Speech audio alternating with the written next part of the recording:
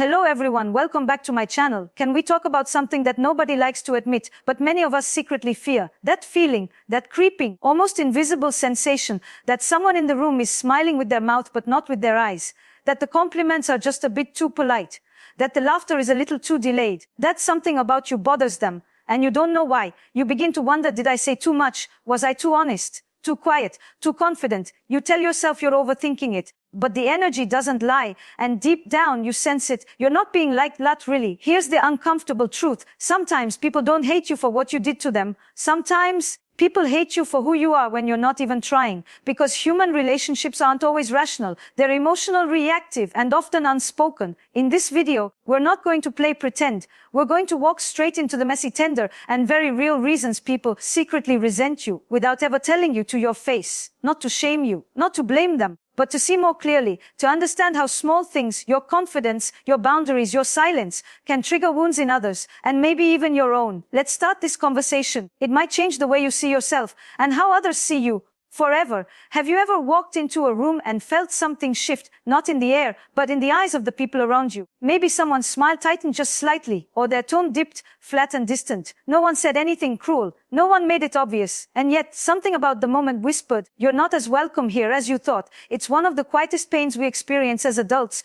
the realization that someone, maybe even a group of people, doesn't like us. But not openly, not with confrontation. No, it's much more subtle than that. It's in the way conversations pass over you, in how invitations never come, in the passive silences and the lukewarm greetings. And when we notice it, the first instinct is usually confusion. What did I do? Or worse, we dismiss it entirely. I'm imagining things, because no one wants to believe they are hated, especially for reasons that have nothing to do with what they intended. But the truth is, being disliked is part of being human. The question is never, are you liked by everyone? That's impossible. The better question is, why are you disliked? And what part of that is within your awareness?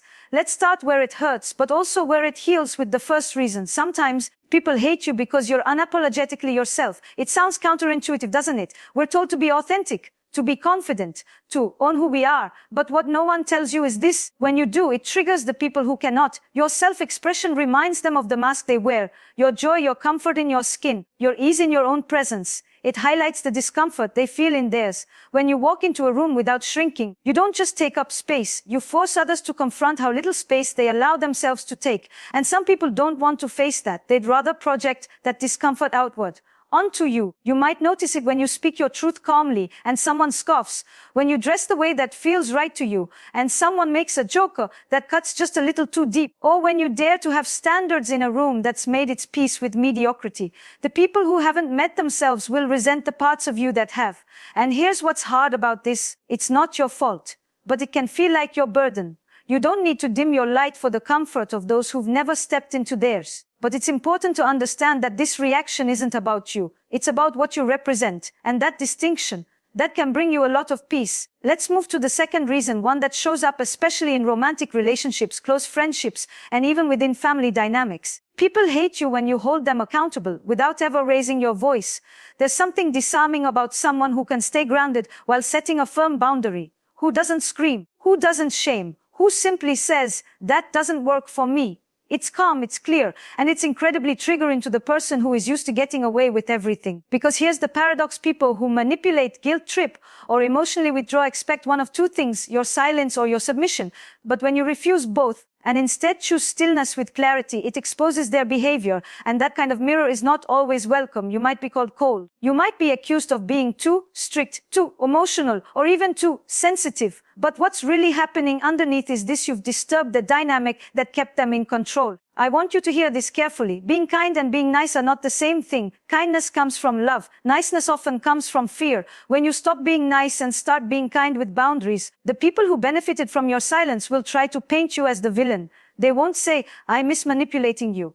No, they'll say, "You've changed." Or worse, "You think you're better than us now." Holding someone accountable, especially someone who is used to being enabled, rarely earns you applause, but it does earn you respect. And sometimes, that respect is covered in resentment. Now let's talk about something much more subtle, a feeling you give off without even knowing. It's not loud, it's not bold, in fact, it's often quiet, and yet, It can drive people mad. It's your self-containment, your ability to not need. We live in a culture that praises independence in theory, but emotionally rewards codependence in practice. If you're too okay on your own, too unbothered, too self-sufficient, some people will start to wonder, why don't they need me? There are people in your life who define their worth by how needed they are. And when you don't rely on them for validation, for constant support, or even for attention, they begin to feel invisible. And instead of sitting with that feeling they directed at you, you'll hear things like, "You're so distant.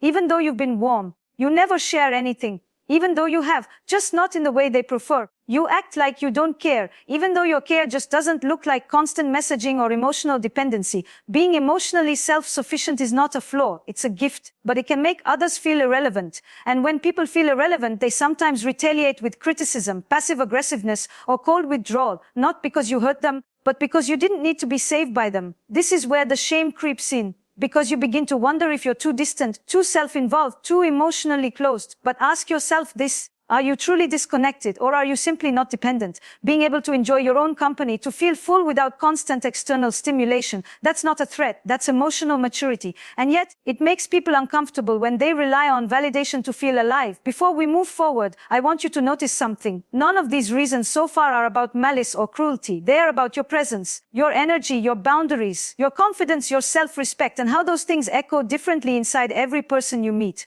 So when you feel that quiet resentment in someone's gaze, ask yourself, what part of me is waking something up in them? Not to blame, not to fix, but to understand. Because understanding turns the sting of rejection into a deeper intimacy with yourself. Sometimes, it's not who you are that bothers them. It's who they can't be when they're around you. Have you ever noticed that when you begin to heal, evolve, or grow, some people around you begin to act unsettled? Not overtly jealous, but withdrawn, disconnected, irritated by things they never used to notice, as if your progress is somehow an offense. This brings us to the next truth. People secretly hate you when your growth makes them feel stuck. You didn't mean to leave them behind. You weren't trying to outshine anyone. You simply started doing the work. Maybe you began taking care of your health. Maybe you started therapy, or you began saying no where you used to say yes. And suddenly the people who once supported you began making subtle comments, backhanded compliments. You've changed. You're too busy now. Oh, look at you, Mr. Enlightened.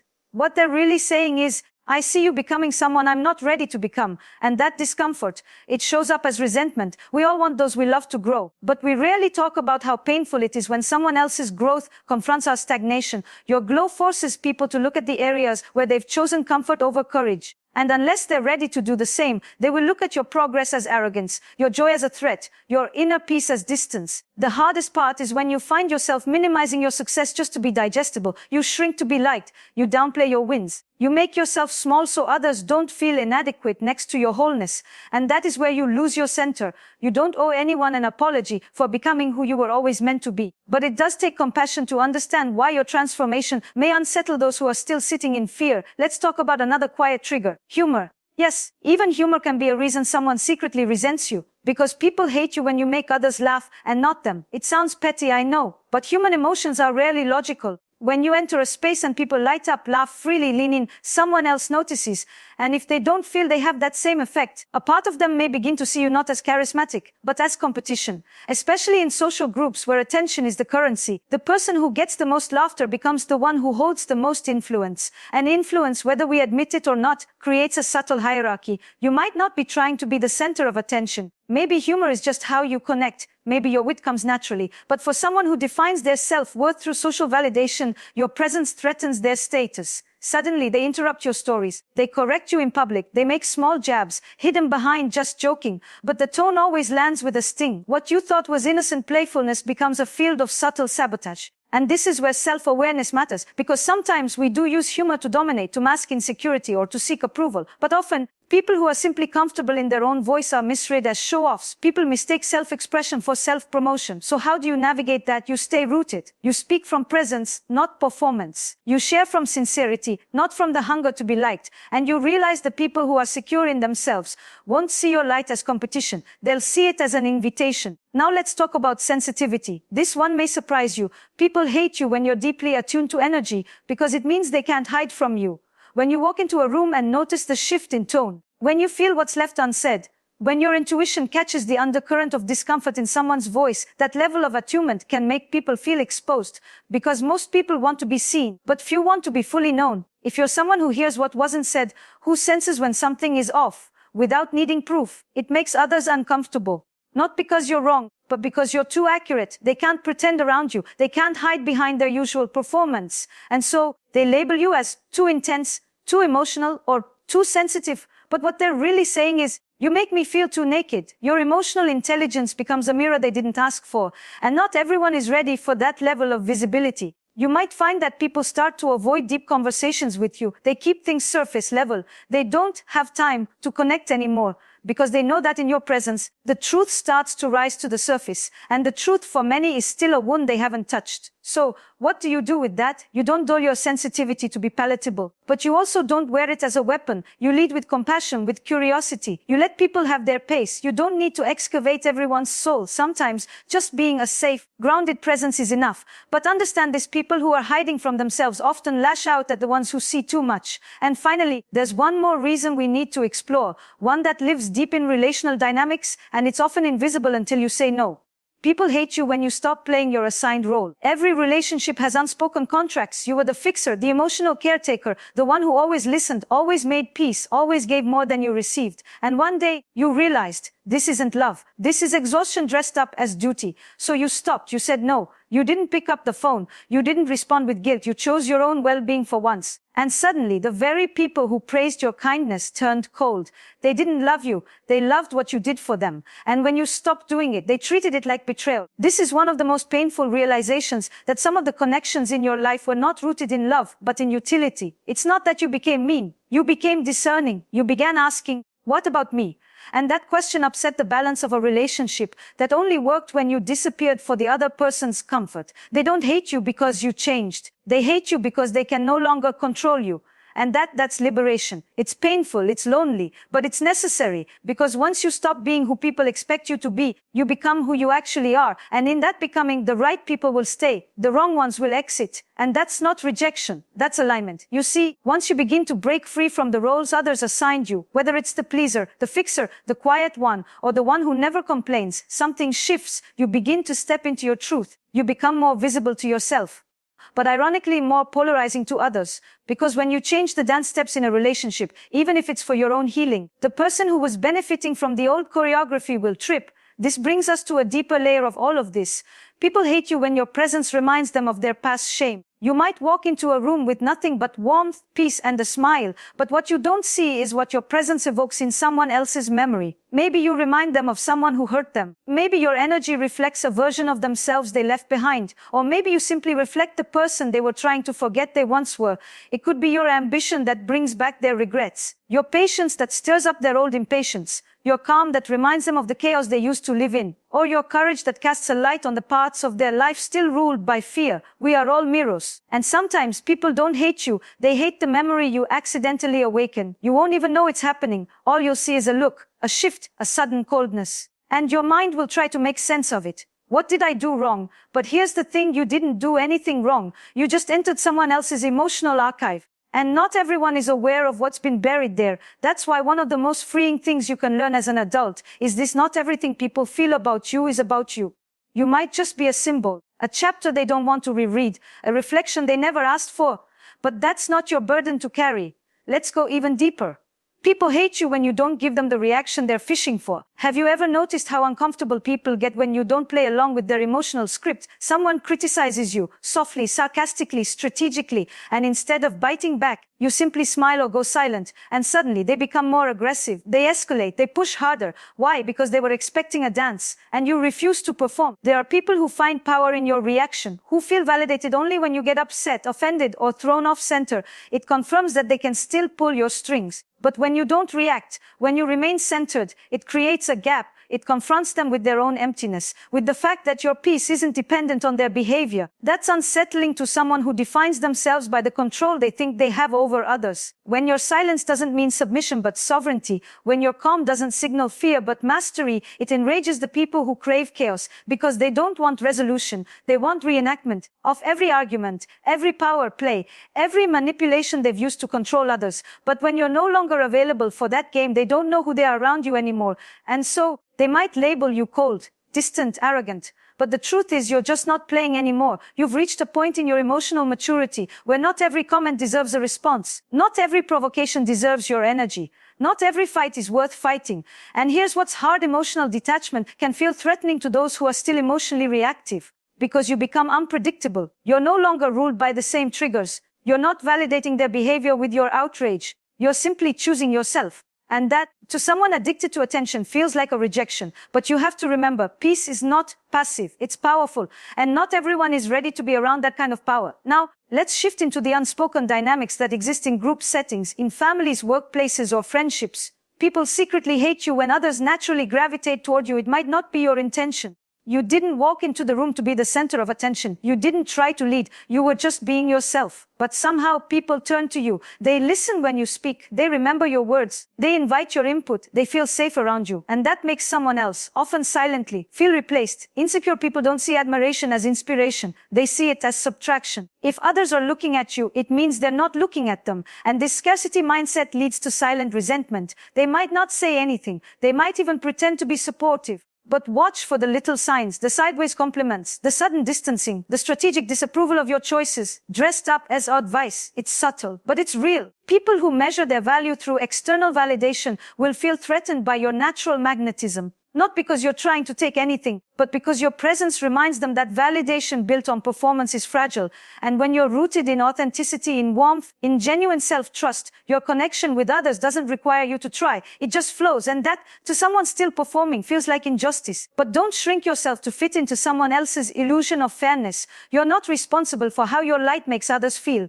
You are responsible for how you carry it, with humility, with intention, with grace, but not with guilt. And finally, there's a quiet, unspoken rule in society that we rarely challenge, but desperately need to. People hate you when you refuse to hate yourself. We live in a world that teaches us to apologize for our joy, to be humble, yes, but only in a way that's self-erasing. We're taught to make our pain visible, but to keep our pride invisible. And so when you walk through life loving yourself, without shame, without arrogance, but with quiet confidence, it disturbs those still caught in cycles of self-rejection. When you speak kindly to yourself, when you treat your body with care, when you leave toxic situations without making a scene, when you choose self-respect over fitting in, you break the unspoken rule. You are not supposed to like yourself that much. You're supposed to be insecure, to ask for permission, to constantly seek approval. And when you don't, when you show up whole, some people will try to fracture you, not because you did anything wrong, but because they don't yet believe they deserve the same peace you've given yourself. So they try to take it away from you. But here's what you need to know. You don't owe anyone an apology for being at peace with who you are.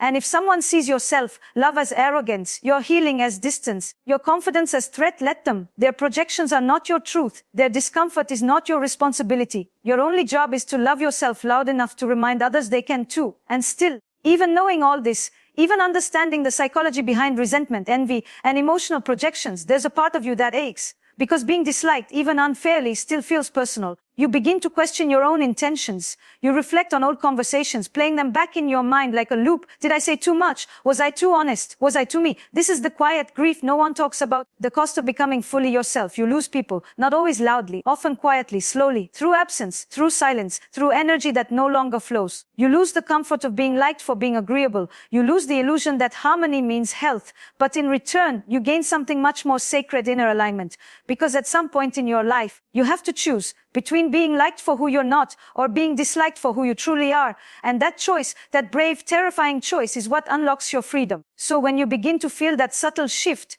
that tension, that coldness, that echo of dislike from someone you once called a friend, a partner, a colleague, you ask yourself one simple question: am I abandoning myself to keep this connection alive? If the answer is yes, then the connection is already gone. What you're trying to preserve is not love. It's dependency, or memory, or convenience. Because love, real love, cannot exist in the absence of authenticity. That brings us to something incredibly nuanced and often misunderstood: the quiet ways you may be complicit in inviting this kind of resentment. Because sometimes, without realizing it, we perform versions of ourselves to survive. We people please, we adapt, we shrink, we become what others expect just to avoid the pain of being disliked. And then one day, we stop, we burn out, we break the mask. And the people who only knew the performance don't recognize the real person standing in front of them. And they hate it. Not because the real you is wrong, but because the illusion you maintained served their needs. So here's the truth we often miss: resentment isn't just something others feel toward you. Sometimes it's something you've taught them to expect, through silence, through compliance, through pretending.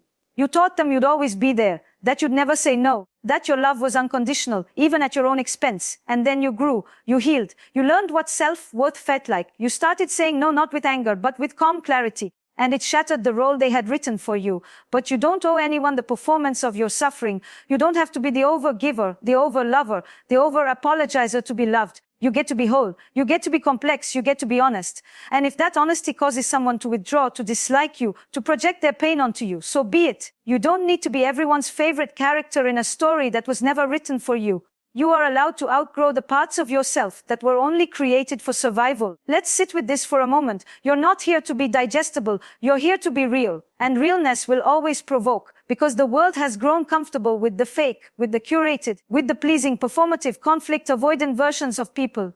But when you show up with wholeness, with your light, your shadow, your truth, it stirs something in others. It wakes them up. And not everyone wants to wake up. Some people would rather stay asleep in the comfort of their projections.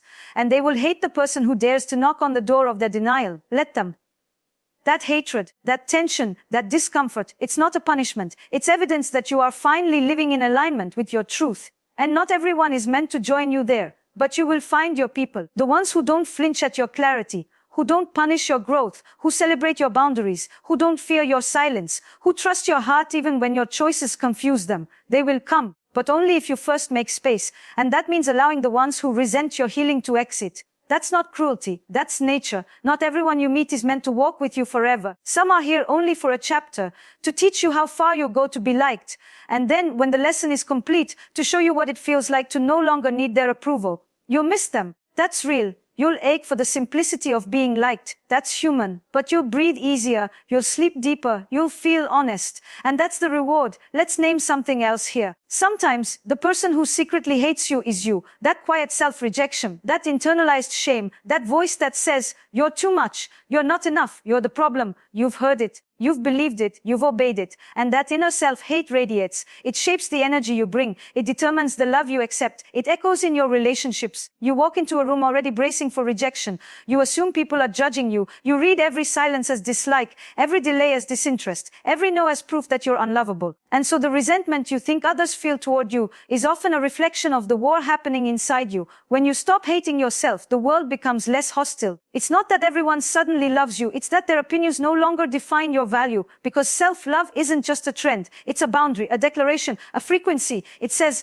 this is who I am. I am not perfect, but I am not shameful. I am allowed to take up space even if others don't like it. And that energy, when it's authentic, shifts everything. People might still dislike you. That's okay. But you will no longer be at war with yourself. And that changes the game. When you begin to make peace with who you are, when you let go of the need to be liked, chosen, celebrated, or understood by everyone, you start to walk differently in the world. Not with arrogance, not with distance, but with a quiet steadiness, a softness in your eyes that says, I'm not here to compete. I'm not here to perform. I'm not here to belong everywhere. I'm here to be. You stop apologizing for your intensity. You stop watering yourself down. You stop trying to decode the silence in someone else's tone. You stop walking on eggshells in your own life. And in that freedom, something beautiful happens. The people who never saw you begin to fade away. Not out of malice, just energy no longer matching. The people who only loved the version of you they could use, they exit too. And yes, it's painful, but it's also a clearing, because in that space, something truer begins to grow. You begin to attract the people who don't need you to be less for them to feel like more. The ones who see your strength and feel inspired, not threatened.